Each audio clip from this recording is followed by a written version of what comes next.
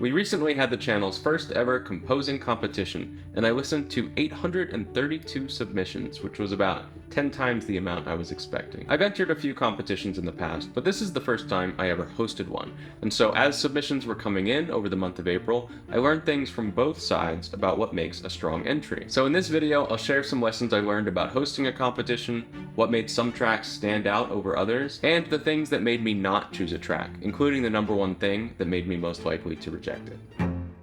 In the case of this competition, every single submission had to go through one person. Me. And so I think the first lesson is to know your audience. I'm a film composer, and if you've watched any of my videos, you probably know I like composers like John Williams, or John Powell, or Joe Hisaishi. If your track was in the cinematic orchestral palette, you already had a head start. But you may not know that I also love John Bryan and They Might Be Giants, and spent most of middle school obsessed with Weird Al. Someone on the feedback forum complained that I only picked the finalists based on how quirky they were. And that's really a complete misunderstanding. I picked things that I liked and that suited my taste, and in some cases, the quirkier music was my kind of thing. So you obviously can't always know exactly who's going to be listening to your music, but try to be conscious of who's hosting the competition. For example, if it's being hosted by Native Instruments and it's celebrating a new release of Massive or something, they probably want something synth-based. If I'm hosting and you send in something atonal, I'll probably pass. It's not that there's anything wrong with it compositionally, well, we'll see what they say in the comments, but it doesn't suit my taste, so I'm probably not going to choose it for my competition. A lot of tracks were really well produced and really well written, but not a lot happened. They felt like they would be really good underscore to some other foreground element. So the next lesson would be to know the venue. Yes, there was a photo for inspiration, but the music had to pretty much still function on its own. A bunch of submissions were these really nice moody ambiances, but the live stream was everyone sitting around listening really intently to the music. A moody atmosphere just didn't feel as exciting or interesting as something with a lot more development. There was also only 90 seconds to tell your story with the music, which was not a lot of time for a long, drawn-out, slow introduction. And this is not just me. I did choose a few finalists that I think held a pretty consistent mood or vibe for the whole track. But if you listen back to the winners, it's pretty clear the judges preferred tracks that had a lot of music fit into those 90 seconds. This does not mean you need to be crazy and constantly changing. It just means make sure you're keeping things interesting and engaging the whole time. I'll come back to this point later. One of the less expected lessons was that when you submit matters. The longer you wait, of course, the more time you have to work on and perfect your track. But I did listen to the submissions in the order they came in. So after listening to 10 tracks, if number 11 was really strong and stood out, it would probably go into my keep folder. But after listening to 800 tracks, it became a lot harder for something to stand out. One solution to that could be to wait until all the submissions were in and listen to them in random order, but then we would need more time between the deadline and the live stream. Or I could reduce the number of tracks that I listened to by having somebody else triage them first. Neither of those solutions I really like. And so for the next one, I'll probably still do the same thing where I listen to the tracks in the order they come in. So keep that in mind. I think the sweet spot was somewhere around week 3, where I had a pretty good idea of what made a strong candidate. I had a few personal favorites, but there was still plenty of room for more things to come in and stand out. Also, I don't want to overemphasize this point.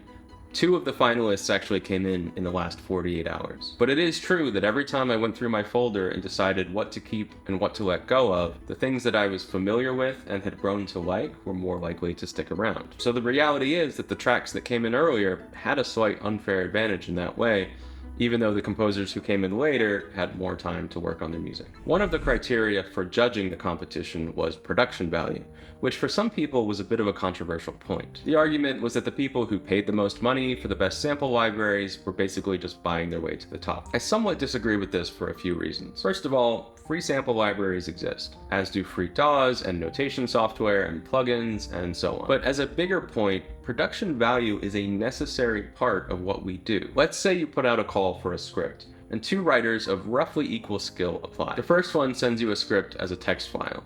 The second one sends you a video of Brad Pitt in full costume and full setting performing the scene. If they're kind of the same script, which one do you think is going to leave a better impression? Occasionally I release tech or synth related videos on my channel, and they almost always do pretty badly, which partly is just I should respond to that feedback that that's not what my audience wants.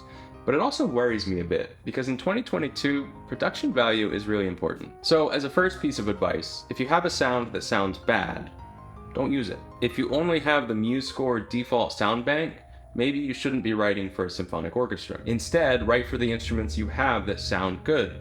Maybe you're just going to have to write a solo piano piece, or something synth-based, like a few of the finalists did. But either way, in a competition where you know production value is being considered, submitting something that doesn't sound pretty good feels like trying out for a sport with a blindfold on. I wasn't looking for perfect production or 100% real sounding instruments. That was just one consideration. There was actually something much more likely to make me pass on a track, and that was being boring.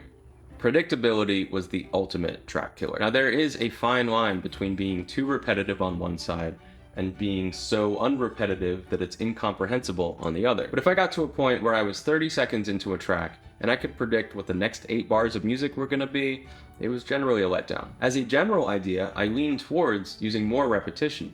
It's just when nothing changes that it becomes a problem. A major part of composition is setting up expectations and then either giving us what you've set us up to expect or surprising us by giving us something different. But there's a balance. If you never set up any expectations, there's nothing really for us to follow, we lose interest. If you always set up expectations and deliver them exactly where we think they're gonna go, we also kind of don't have any reason to listen. The number one culprit of being predictable was looping chord progressions, which tend to work really well in pop and electronic and groove-based styles, but not really so much in the cinematic orchestral styles. And if you're gonna point to Hans Zimmer as an example of using looping chord progressions successfully, I will refer you back to a previous point. If you can get your production value to the level of Hans Zimmer's, go ahead, loop all the chords you want.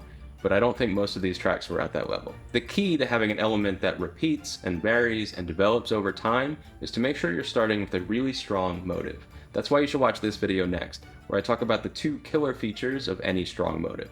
Thank you to everybody who submitted for the competition. We'll be holding another one this summer, and thank you for watching. I'll see you in the next one.